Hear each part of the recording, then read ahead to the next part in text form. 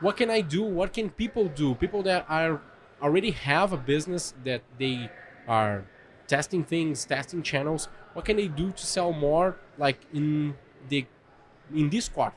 Yeah. Is there anything, something like the that? most common low-hanging fruits. Yeah, like you something say, that they are probably messing up. And of course, that's like every business is different, so Yeah, of it course. becomes very hard. So I think that really the question you're asking is, how do I get that creative big idea that for my unique situation is going to help me grow really fast?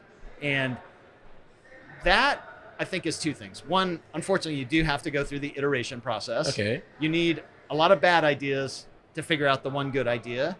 But the shortcut there to find the good idea faster is spending more time with your customers. The more time you talk with your customers, the more time you survey your customers, the deeper you understand them, the more likely you're going to come up with actually that magic bullet that says, this is how we're going to grow this business. So when I was with Dropbox, for example, I very quickly learned that the users on Dropbox absolutely love Dropbox, and they tell their friends about it all the time.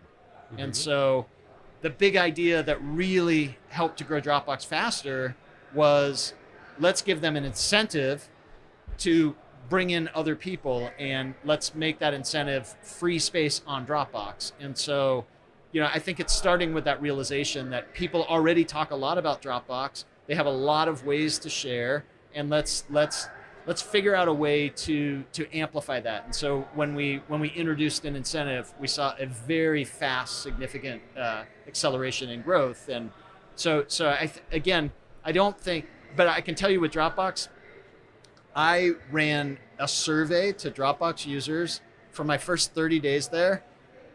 It was not the same users each day, but I ran a different survey every single day to users. So what I learned today gave me 5 more questions. I ran another survey to a different 1,000 users. And then the next day I ran another survey to the next 1,000. So it's having that intense curiosity to truly understand how they interact with the product, what they need, what they do out in the outside world that makes them need the product. And when you do that, that's when you get the big ideas that quickly accelerate growth. Survey with the clients should be a routine, not some specific thing. Yeah.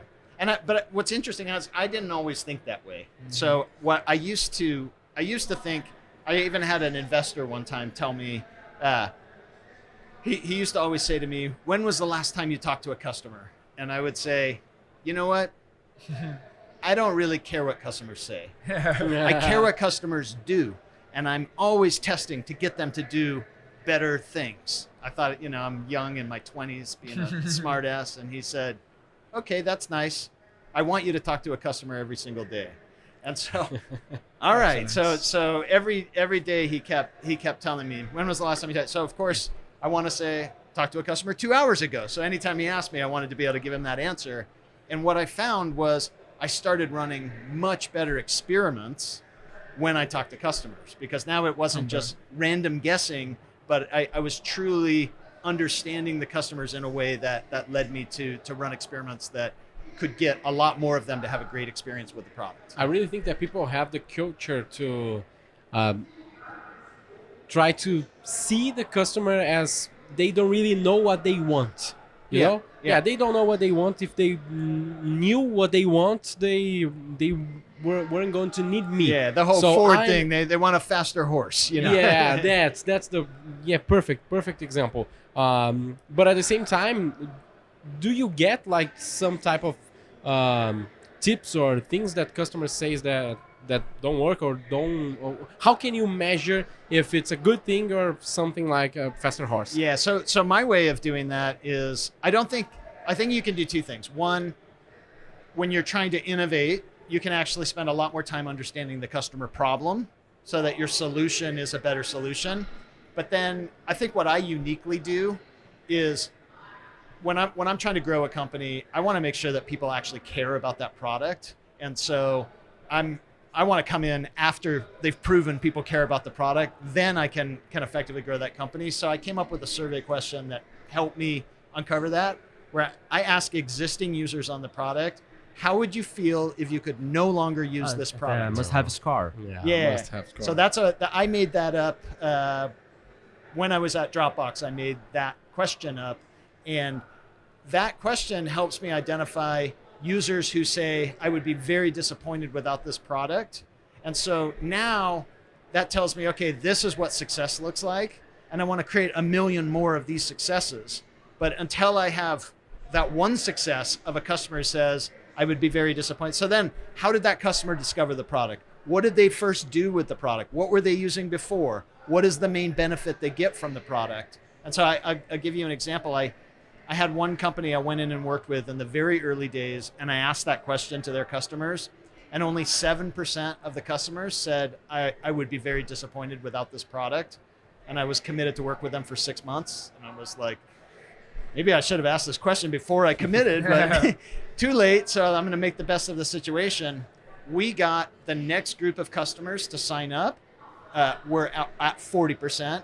And then 6 months later, it was at 60%. So it only took us 2 weeks to move from 7% to 40%.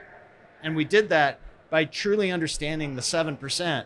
How were they using the product? What is the benefit they were getting? Change the messaging to highlight that benefit. Now the next group of users came in to use the product with the right expectations about what the product was truly great at. But you just change the message or you change the product? I did two things. I changed the message first, and that created like a filter to bring in, maybe even my correct my customer. conversion rate might have even been a little bit lower. But you now, correct expectation. I'm bringing the right customers in. But then the other thing that I did was we had like 4 or 5 different parts of the product. One was important to that benefit. So I hid the other 4. I said, okay, you come in, you're going to set up this part of the product first. And now we delivered on that benefit. So they had the right expectation, and they very quickly said, wow, it really does do that. This is great. Then slowly we could introduce them to the other things the product did. But so it's very easy to change the messaging, and it's very easy to hide some of the stuff. And so that was how we were able to quickly, and that business went from me thinking they're going to go out of business soon to being $1 billion valuation in just a few years.